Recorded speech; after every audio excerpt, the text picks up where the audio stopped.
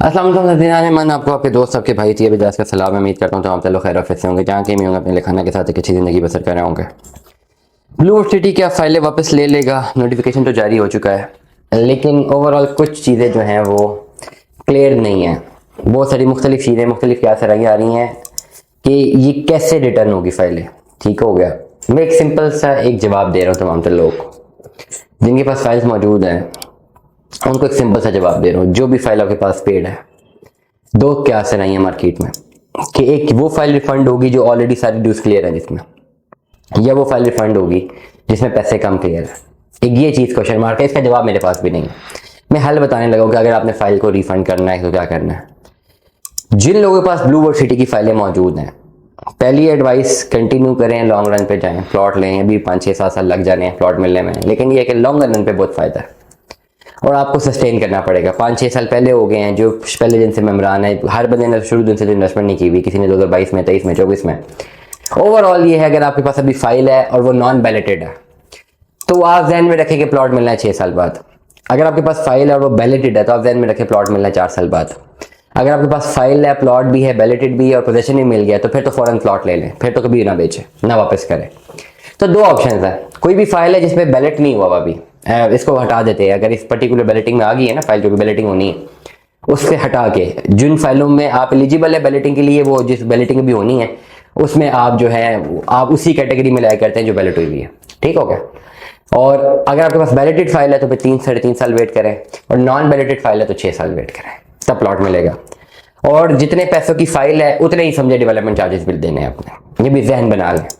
आप फैसला करें ब्लू वर्ल्ड में रहना है कि नहीं रहना, ये अब आपने फैसला करना है। मेरे से एडवाइस लेते हैं, मैं कहूँगा रह लें। अगर इतना टाइम वेट कर सकते हैं और पैसे थोड़े थोड़े करके दे सकते हैं तो रह लें, और अगर इतना टाइम वेट नहीं कर सकते और बहुत ज़्यादा पैसे हैं कि देने के लिए तो फिर कहीं और दे दें, यहाँ से हट जाए।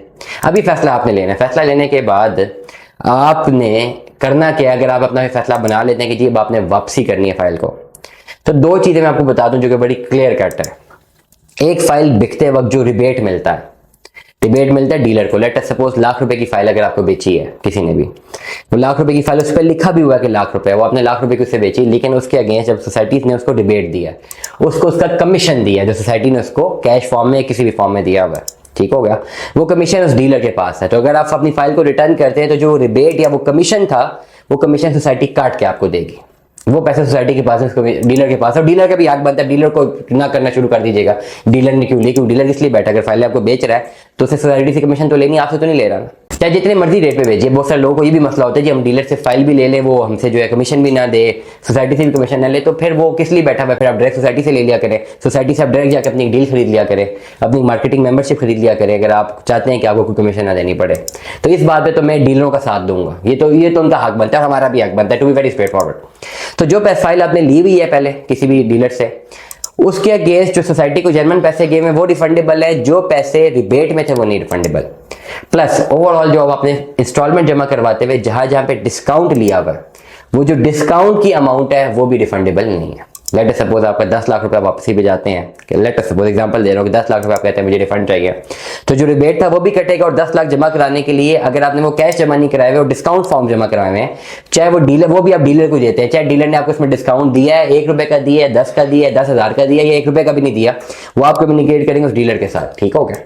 अगर तो उसने APR फॉर्म्स लगाए हैं तो APR फॉर्म्स की जो जेन्युइन वैल्यू थी वो सिर्फ कंसिडर होगी रिफंड में, जो बाकी ऊपर का जो मार्जिन छोड़ा हुआ था वो किसी सूरत रिफंडेबल नहीं होगा। ये दो चीजें ध्यान नशीन कर लें। अब तीसरी सूरत ये होती है जी मेरे पास केसेस अगर आते हैं कि जी ये हो गया वो हो गया, कि कैसे रिफंड होगी, हम कितने पैसे जमा कराएं, सब कुछ, ये सारी चीजें साइड पर रखते हैं। जब आपने रिफंड लेना है ना, तो रिफंड के लिए पैसे लेने ना सोसाइटी से, और ऑनर आप है तो आपको एक दफा तो सोसाइटी हेड ऑफिस आना पड़ेगा, वो तो आपको आना ही पड़ेगा।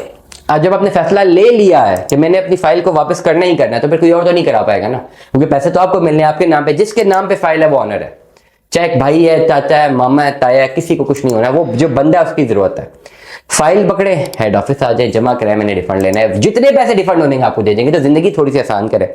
जो लोग फाइल्स का रिफंड लेना चाहते हैं ओवरऑल, वो एक दफा सोसाइटी जरूर विजिट कर लें। फॉरगेट अबाउट यूट्यूब को भी छोड़े, डीलर को भी छोड़े, यहाँ पे हर जगह पे आपको नई इन्फॉर्मेशन मिलेगी। आप सोसाइटी चले जाए एक दफा, अगर आप मुल्क से बाहर है, किसी ने किसी को भेजना, सोसाइटी है, सोसाइटी में कौन सा है, लाहौर में भी इनके दफ्तर है, इस्लामाबाद में भी दफ्तर है, ठीक है, या उनके नंबर पे कॉल कर लें, लेकिन ये एक्टिविटी खुद करें।